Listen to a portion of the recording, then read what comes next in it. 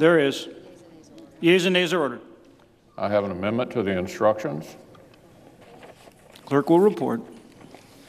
The senator from Kentucky, Mr. McConnell, proposes an amendment number 1906 to the instructions of the motion to refer H.R. 19.5 to the Committee on Appropriations.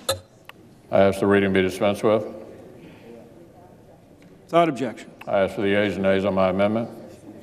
Is there a sufficient second? There is. I have a second-degree The amendment. yeas and nays are ordered. I have a second-degree amendment at the desk. Clerk will report. The senator from Kentucky, Mr. McConnell, proposes an amendment numbered 1907 to amendment numbered 1906.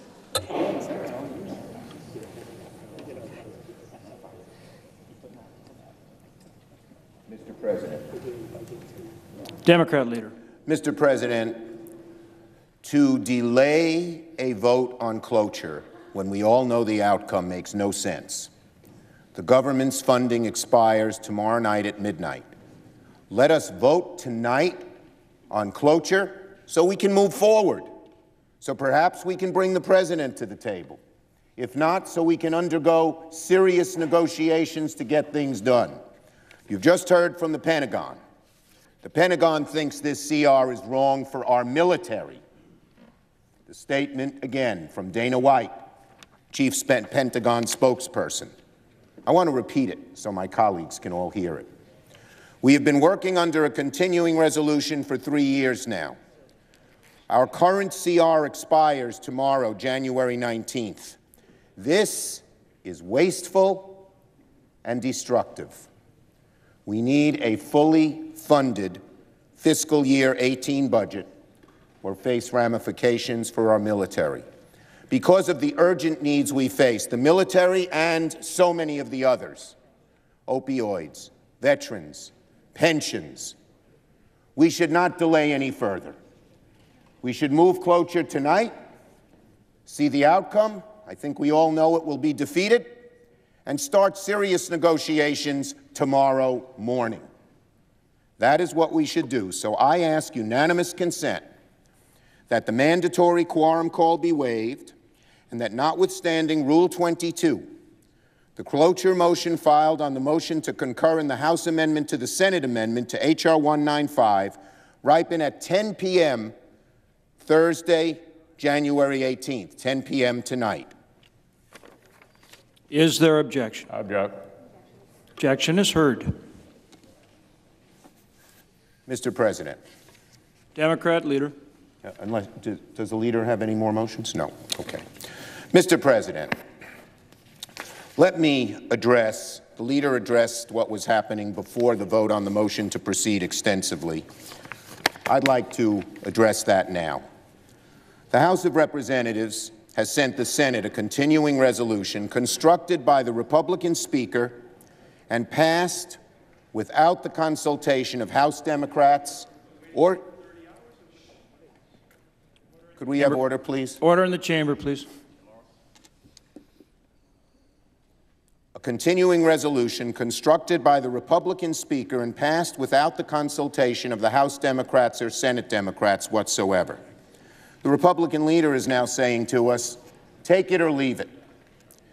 Here's why members from both sides of the aisle want to leave it. We've been skating by on continuing resolution after continuing resolution for almost 6 months. First, we passed a 3-month CR. Then we passed a 2-week CR. Then a 1-month CR. Now we're offering another month-long delay of the inevitable. We can't keep kicking the can down the road and shuffling our feet after it. In another month, we'll be right back here at this moment, with the same web of problems at our feet, in no better position to solve them. The government of the most powerful nation in the world should simply not be run this way. These successive short-term funding bills hurt our military, as I have mentioned. Just ask Secretary Mattis if this is what he'd prefer we do.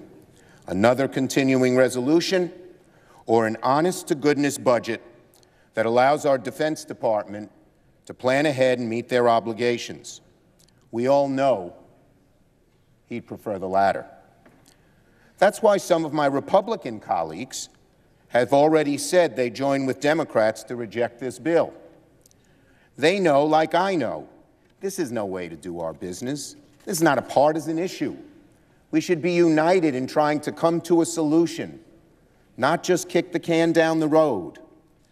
And the truth is, we don't have to do it this way. The majority leader in his speech earlier, my friend, tried to reduce this to a binary choice. Take my bill or else shut down the government. That's not the case. It's simply not. These aren't the only options available to him or to any of us. Democrats and Republicans have been negotiating for months about several issues. A bipartisan deal is within reach on lifting the caps for both defense and domestic spending, on health care issues, on disaster relief, on immigration issues. A bipartisan deal is within reach. I've been part of those negotiations on all these issues. And now is the time to reach it, not a month from now. One reason we haven't gotten one already, frankly, is because the President has been impervious to compromise for several months. And another is he can't maintain a consistent position. We all know that. He accepts bipartisan overtures on one day, only to reject them on the next. He makes and then rescinds and then remakes demands. He encourages compromise one day, only to thwart it the next, by saying he'll only accept a deal that gives him 100% of what he wants. That's not what a great deal maker does. And folks, here in Congress, in his own party, the people in Congress in his own party don't even know what he wants. I feel for them. I feel for our leader. He's in an awful difficult position. I know that. We all know that. Leader McConnell yesterday said he's still trying to figure out what the president is for. Only a few moments ago, the leader said the president's views have not been made fully apparent yet. Letting this ambivalence and chaos continue for another month is just not the answer. It's not a good way to get a deal. It's not the right way to run our country, our dear, beloved country. Tonight or tomorrow, the president will see. I had hoped it would be tonight. We can't waste any time. But the president would see that this approach was rejected on a bipartisan basis. Hopefully, he'll see the light, come to the table, negotiate seriously for the first time in this lengthy process. Ultimately, the answer here might be to pursue an idea floated by a few of my Republican colleagues. Pass a clean extension of government funding for 4 or 5 days to give us a hard, final deadline to finalize a deal. Passing a short-term continuing resolution ensures that both sides remain at the table and can quickly reach a deal that funds our military, our domestic priorities like the fight against opioids, protects dreamers, funds health care, and aid for those harmed by recent disasters. Everyone in this chamber wants some of those things, if not all. Frankly, I think we can still solve this by the deadline tomorrow. As my friend from South Carolina said, we could solve all this in 30 minutes if only folks were willing. It may not quite be 30 minutes, but knowing the negotiations I do, we could do it rather quickly. Certainly it wouldn't take us 30 days. Hopefully, after the CR goes down, folks will be willing. And with a little more time on our hands, maybe the majority leader, we're trying to help you, Mitch, can pin down just what President Trump wants in order to get a deal. Nobody wants to shut down the government, Mr. President. Democrats don't want to shut down the government. Republicans don't want to shut down the government. I believe that sincerely. The only person who's ever rooted for a shutdown, frankly, is our president, who said our country could use a good shutdown. A good shutdown, only President Trump could come up with that phrasing. Nobody else thinks it's a good shutdown. Of course, no shutdown can be good for the American people. I fervently pray and urge my colleagues on both sides of the aisle. Let us strive to avoid one. I urge my colleagues to reject this measure for the reasons I mentioned. It wasn't fair. We weren't consulted. It was take it or leave it. That's not how it should work. That's how almost none of us want this to work.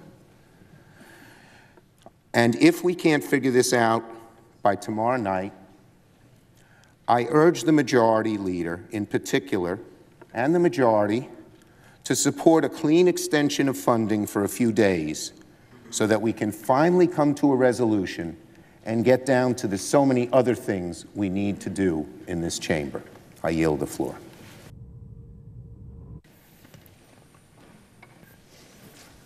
Mr. President, Majority Leader. this isn't terribly complicated.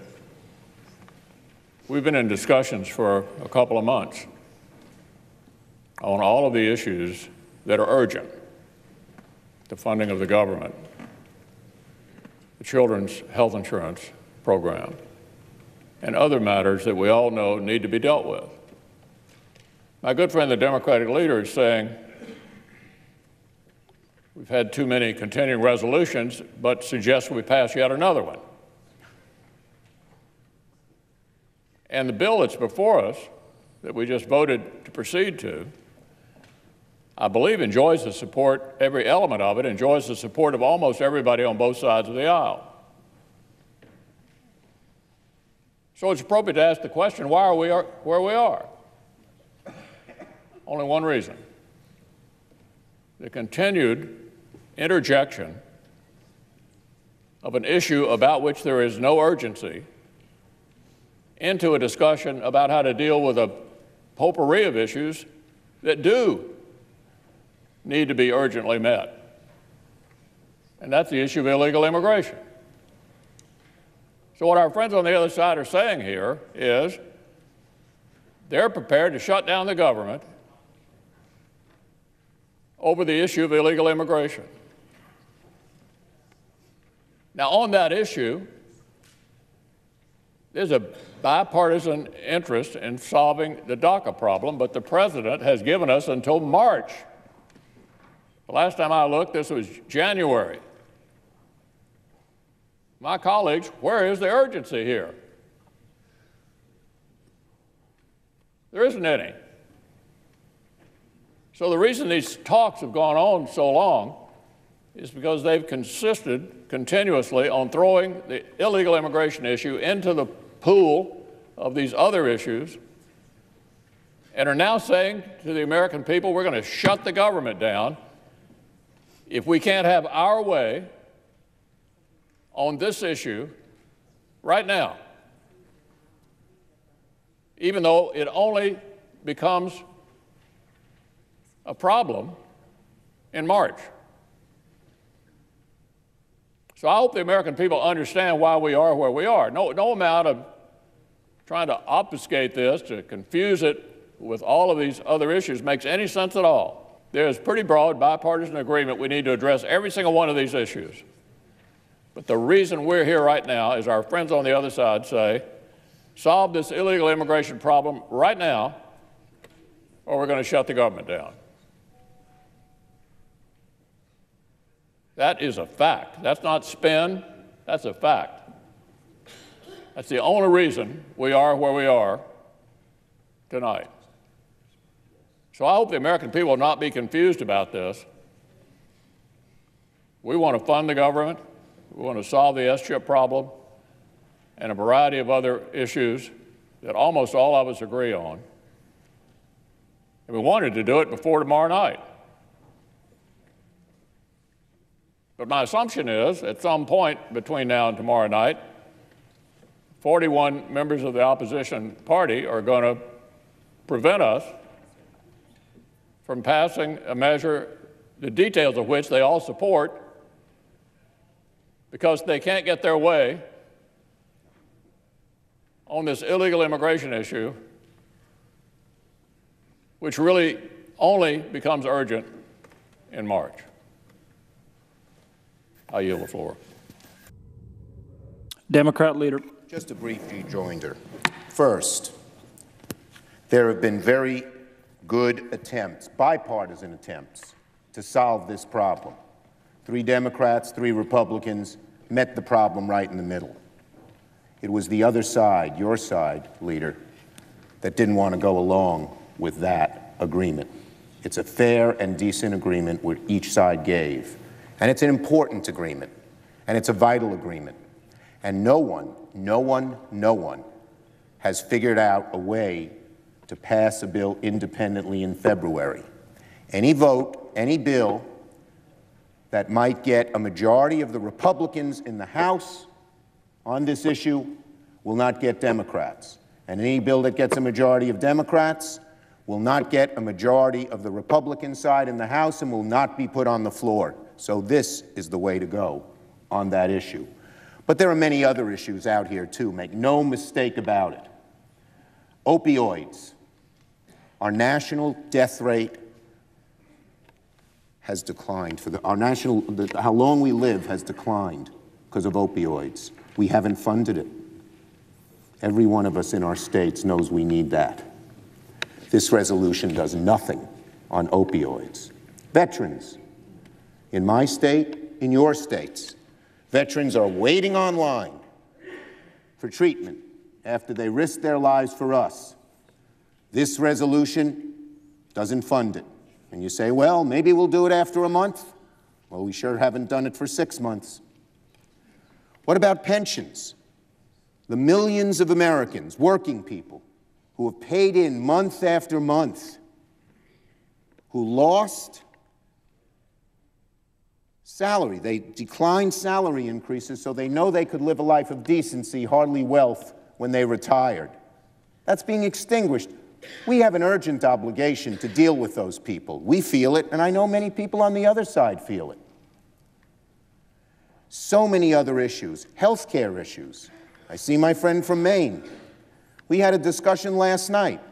I talked subsequently to my friend from Washington State and my friend from Florida. We could come to an arrangement on that rather quickly and deal with that issue. And disaster relief for Texas, for Florida, for Puerto Rico, and for the West. We need to deal with that issue as well. So there are lots of issues to deal with. And on all of these important issues, all of them, this resolution kicks the can down the road and gives us no reason to believe that it'll be any different than the first CR, the second CR, the third CR, and the fourth CR. What we're proposing is not original with us. It was proposed by 3 or 4 members on that side of the aisle. A very short-term increase would force the president to the table, hopefully, because that's been the barrier, in the words of the majority leader, to solving the DACA problem and other issues, and would get us to act. These are not such easy issues. Without a deadline, we may never get them done. And the fears of the Pentagon, so well stated tonight by the DoD spokesperson, will get worse and worse and worse. So I would, in an act of bipartisanship, not accusing one side or the other. I didn't accuse one side or the other of shutting down the government. I'm not trying to play for political points, even false ones. I am trying to get us to come together on a bipartisan nature to get something done. I hope all of us on both sides of the aisle rise to the occasion. I yield the floor. Mr. President, Majority Leader. the Democratic leader has mentioned a variety of issues, all of which were being discussed over the last 2 months in the hopes that we could reach an agreement to address them all. So now I gather he's saying he opposes the bill because it doesn't have everything we've been talking about in it, even though the things that are in the bill he does like. So the complaint now is it doesn't have the other issues in it. Well, the reason it doesn't have the other issues in it is because we haven't been able to reach a global agreement on how much we're going to spend. These talks have been going on endlessly. Many of you have not been involved in them. We're exhausted. On and on and on we've been talking about all this. Everything the Democratic leaders mentioned. Why? Why did they never let us reach an agreement? Illegal immigration. That's what they've shoehorned into all this. Shoehorned that issue right into it and said we won't solve any of this other stuff until we deal with this. Now, I gather the Democratic leaders questioning the good faith of some of us about whether we want to deal with the DACA issue. I do. I see Senator Cotton back here, Senator Tillis. I think we'd all like to deal with the DACA issue. But there are some serious problems with legal immigration. And this is a big enough issue to warrant being discussed all by itself without being shoehorned in to a bill full of real emergencies. Because there is no real emergency in the immigration area. We have until March to deal with it. So make no mistake about it, we are where we are for one reason and one reason only, within a day of a government shutdown. And that is the insistence of our friends on the other side that we deal with this non-emergency right now because they were unwilling to close out all of these other issues we've been discussing ad nauseum, literally for months. The Assistant Majority Leader. Mr. President, I appreciate the Majority Leader clarifying for us what this is all about. And actually, I have to thank the Democratic leader for clarifying that this is really about the issue of illegal immigration. That's the reason why there has been no agreement on spending caps, because our friends across the aisle don't want to agree on spending caps because they want to use everything else as leverage in order to get an outcome on this dispute over illegal immigration. And as the Majority Leader pointed out, this isn't so much about what's in the bill as what they said should be in the bill, because I presume our colleagues are for the 6-year reauthorization of the Children's Health Insurance Program. It was voted almost unanimously out on a bipartisan basis in the Senate Finance Committee. The matter of veterans that the Democratic leader mentioned, well, veterans are going to be hurt by what they have done or will do tomorrow, I presume, in defeating this 1-month continuing resolution. I find it rather disingenuous to say that we're against this short-term continuing resolution because we want another short-term continuing resolution, guaranteeing that there will yet again be another short-term resolution. Once the spending caps are agreed to, it's going to take a couple of weeks for the bill to be put together so we can actually vote on it. So our colleagues across the aisle and say they want another 3 or 4 day continuing resolution, that guarantees yet another continuing resolution. And all of this is really camouflage to hide their true intention, as the Majority Leader pointed out, trying to force a decision where there is not yet consensus and a willingness of the President to support it on the issue of deferred action for childhood arrivals. That deadline for people who can no longer re-sign up is March the 5th. In the meantime, nobody's in any jeopardy. None of the 690,000 young people who were brought here as children are in any kind of jeopardy. And we are having discussions on a daily basis. We had one today that Senator Durbin, Steny Hoyer, the Democratic whip, the Majority Leader in the House, Kevin McCarthy, and I again met with the White House and the Department of Homeland Security to try to make some progress. And I think there was the beginning of some real progress toward a resolution. But I find it disingenuous to try to claim that we are killing this 1 month CR, continuing resolution, because we don't want to hurt the military. This damages the military because it creates further chaos and uncertainty when it comes to a long-term spending deal, because our military has been underfunded for way too long. Why? Because our Democratic colleagues won't agree to fund our national defense until we agree to raise spending on non-defense matters.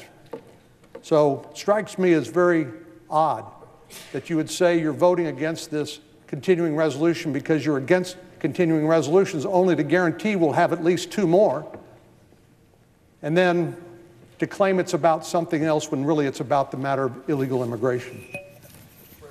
Assistant Democrat Leader.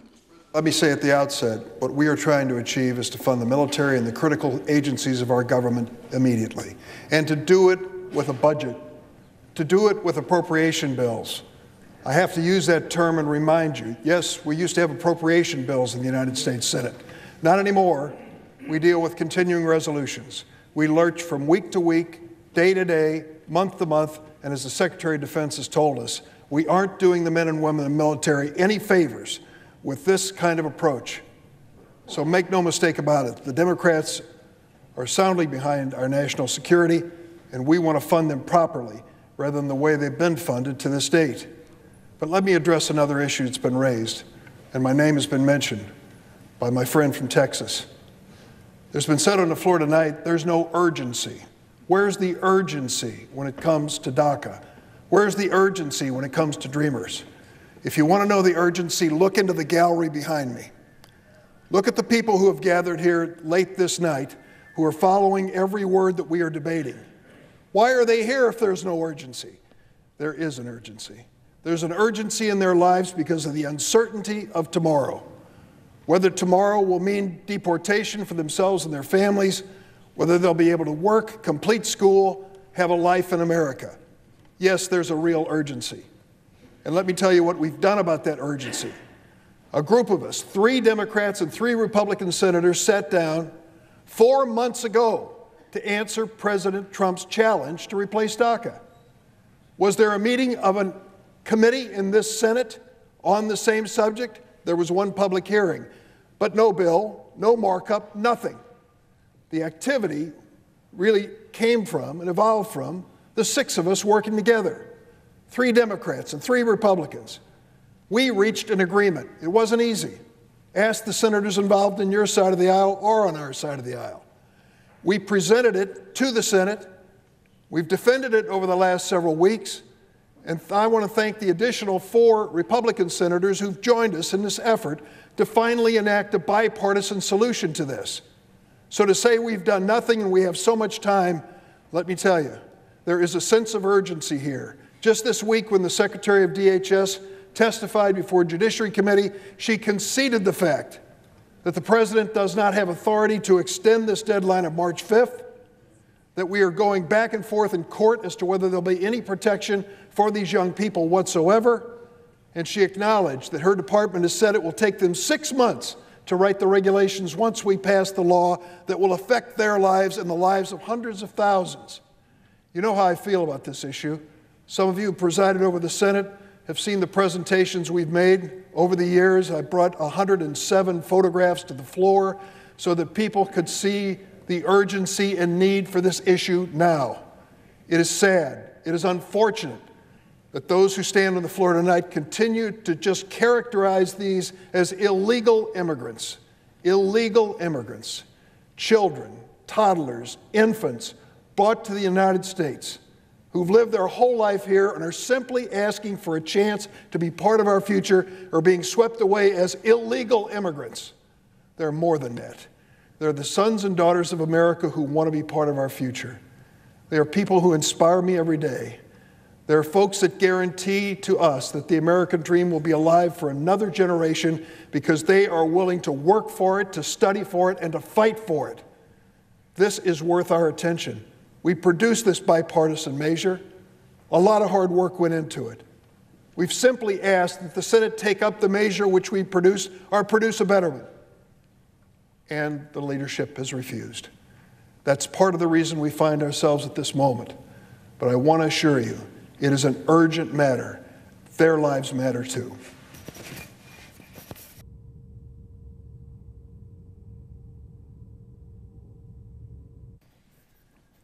Mr. President, The Majority Leader. I ask unanimous consent that when the Senate completes its business today, it adjourn until 11 a.m. Friday, January 19th. Further, that following the prayer and pledge, the morning hour be deemed expired, the journal of proceedings be approved to date, the time for the two leaders be reserved for their use later in the day, and morning business be closed. Finally, following leader remarks, the Senate resumed consideration of the motion to concur in the House amendment to the Senate amendment to H.R. 195. Is there objection? The Senator object. from Maine. I object.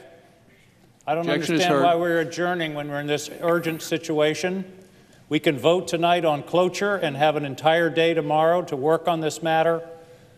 This is irresponsible, and I just don't understand it. So I object to the motion. Objection is heard. Clerk will call the roll. Mr. Alexander.